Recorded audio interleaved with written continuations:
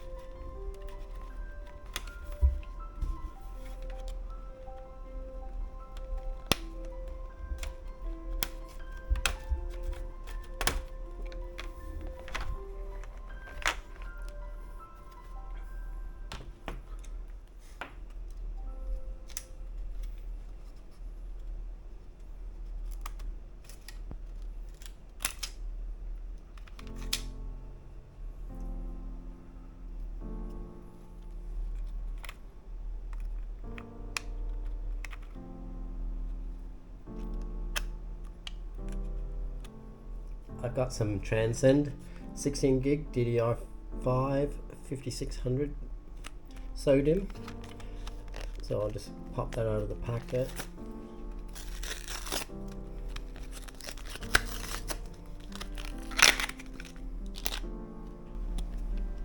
Comes in a little case, and I could take the other one out and put that one in, but I want 24 gigs of RAM. So I'll leave the 8 stick in there and I'll put the 16 stick in. So if I put it up this way, you should be able to see that the notch doesn't align. 2 notches don't align.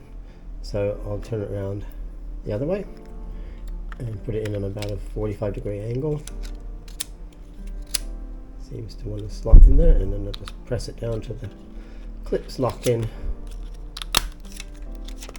And that's it, just upgraded my RAM to 24 gigabytes from 8. The Windows operating system uses a couple of gigs of RAM. The graphics card uses about 4 gigs of RAM, and some other software that's running uses up most of the RAM, so I end up with about less than 1 gigabyte of RAM, so that's why I've added the new RAM in.